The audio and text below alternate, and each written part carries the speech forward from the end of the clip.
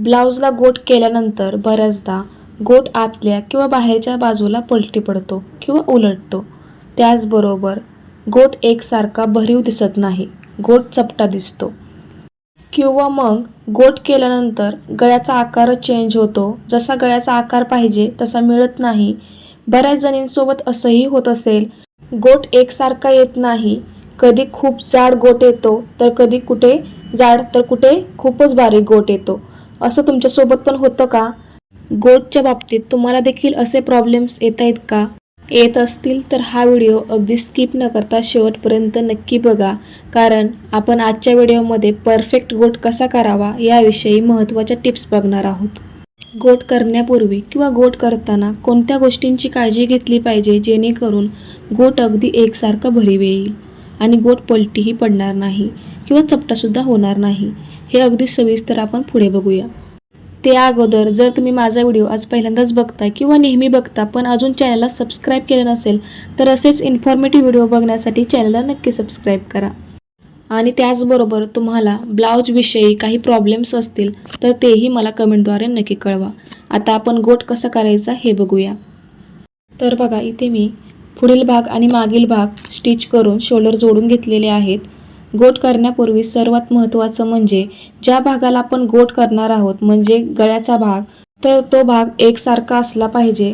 म्हणजे शोल्डर किंवा इतर भाग कमी जास्त असेल गळ्याचा तर तो पहिल्यांदा एकसारखा करून घ्यायचा आहे. त्याचबरोबर गळ्याचा आकारसुद्धा चेक करून घ्यायचा आहे. आता आपण गोटसाठी लागणाऱ्या पट्ट्या कट करूया.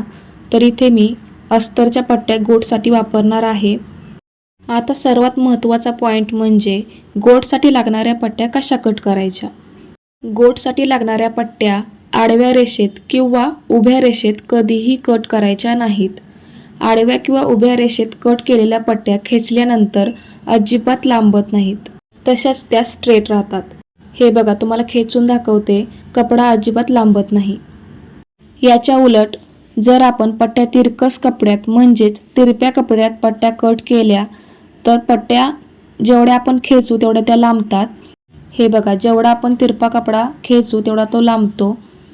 तिरकस कपड्यात पट्ट्या कट केल्यामुळे गळ्याला पायपिंग किंवा गोट करताना जसा गळ्याचा शेप येईल तशा पट्ट्या आपल्याला वळवता येतात. त्यामुळे पट्ट्या कधीही तिरप्याच कपड्यात कट करायच्या आहेत.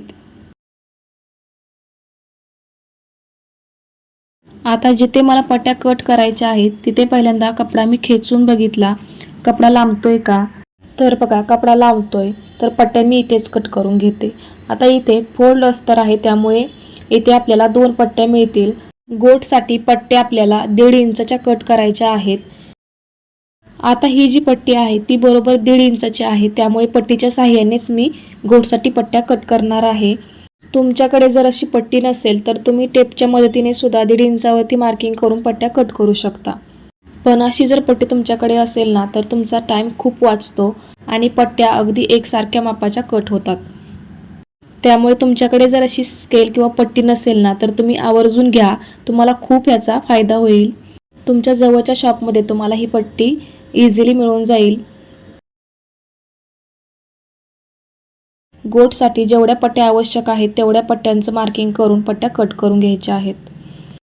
आता पट्ट्या जोडायच्या कशा हे सुद्धा खूप महत्त्वाचं आहे. पहिल्यांदा दोन्ही पट्ट्यांना तिरका कट मारून घ्यायचा आहे. बघा, या पद्धतीने.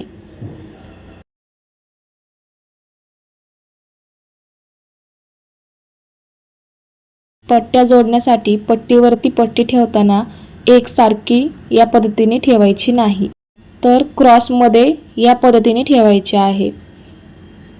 हे बघा, या पद्धतीने क्रॉसमध्ये पट्टीवरती पट्टी ठेवायची आहे. दोन्ही पट्ट्यांचं 1/2 इंच इतकं मार्जिन साईडला आलं पाहिजे या पद्धतीने पट्ट्या ठेवायच्या आहेत. आणि बरोबर 1/2 इंचावरती टीप मारून घ्यायची आहे. पट्टीला नेहमी डबल टीप द्यायची आहे म्हणजे टीप उसवत नाही.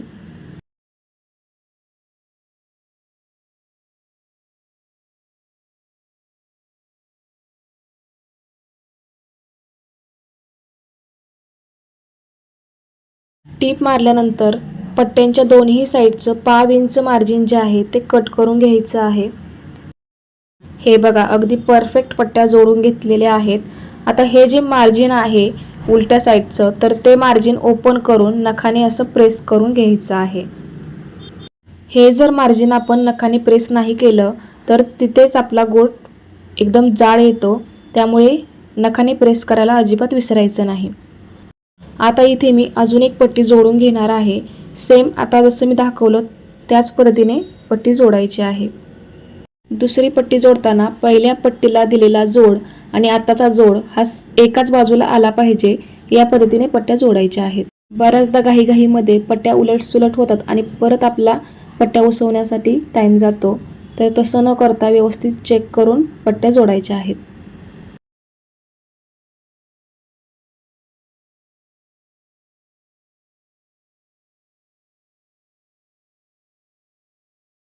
हे बघा, दुसरी सुद्धा पट्टी मी जोडून घेतलेली आहे.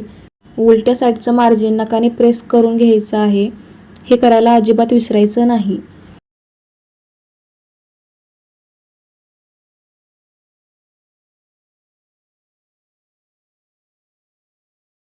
गोट तयार करण्यासाठी पट्टी आपली तयार झालेली आहे.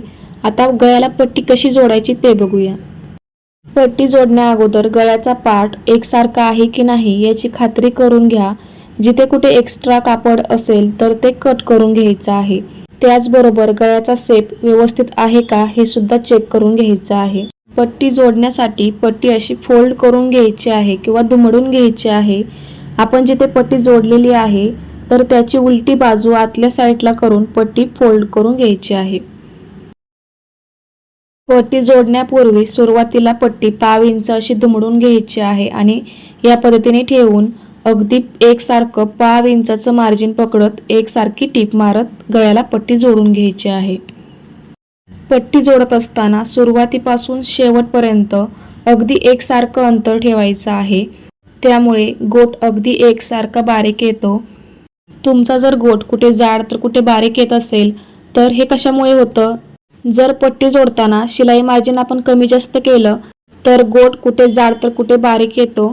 त्यामुळे मार्जिन एकसारखं पकडत टीप मारायची आहे. गोट पट्टी लावताना किंवा गोट करताना घाई अजिबात करायची नाही. शोल्डरचा जोड जिथे आहे तिथे दोन्ही साईडला 1.5 इंचावरती गोटपट्टी खेचून लावायची आहे. यामुळे शोल्डर उतरत नाही. गोट करताना पट्टी खूप सैल सोडली तर ब्लाऊजचे शोल्डर उतरू शकतात. त्यामुळे शोल्डरच्या दोन्ही बाजूला पट्टी खेचून जोडायची आहे. लक्षात राहू द्या, फक्त पट्टी खेचायची आहे, ब्लाऊज अजिबात खेचायचा नाही.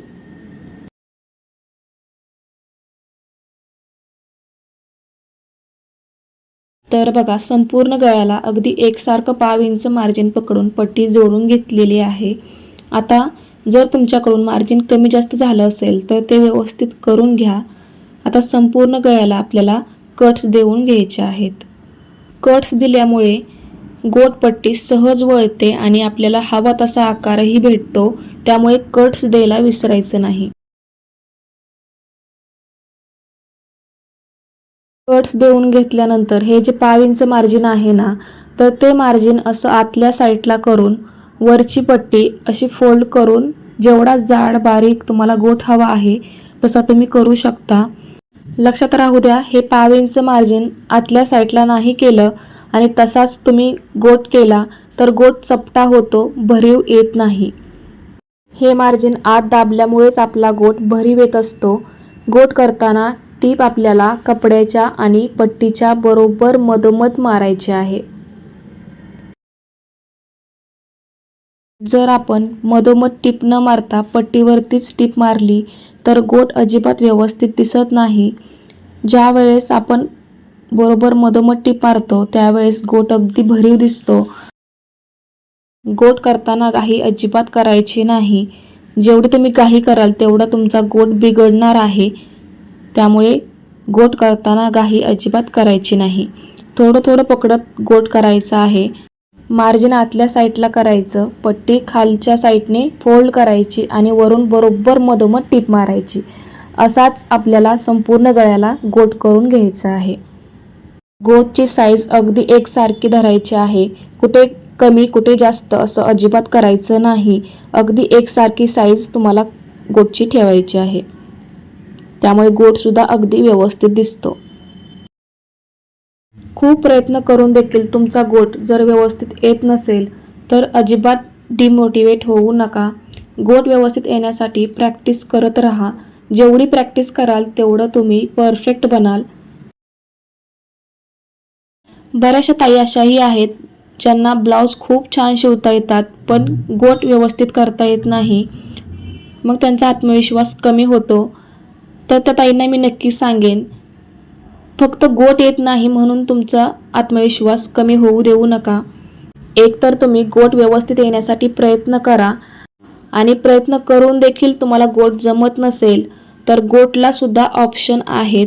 तुम्ही गळ्याला पट्टी लावून हातशिलाई सुद्धा करू शकता किंवा तुम्ही दोरी पायपिंग सुद्धा वापरू शकता.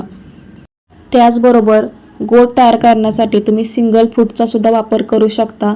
सिंगल फूटमुळे सुद्धा गोट व्यवस्थित यायला मदत होते. तर हे बघा, संपूर्ण गळ्याला गोट करून घेतलेला आहे. तुम्ही बघू शकता गोट अगदी एकसारखा आलेला आहे. त्याचबरोबर गोट चपटा न होता अगदी भरीव आलेला आहे आणि मेन म्हणजे गोट पलटी पडत नाही.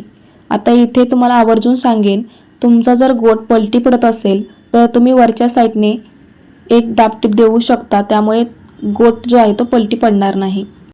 तुम्ही बघू शकता गळ्याचा आकार सुद्धा व्यवस्थित आलेला आहे.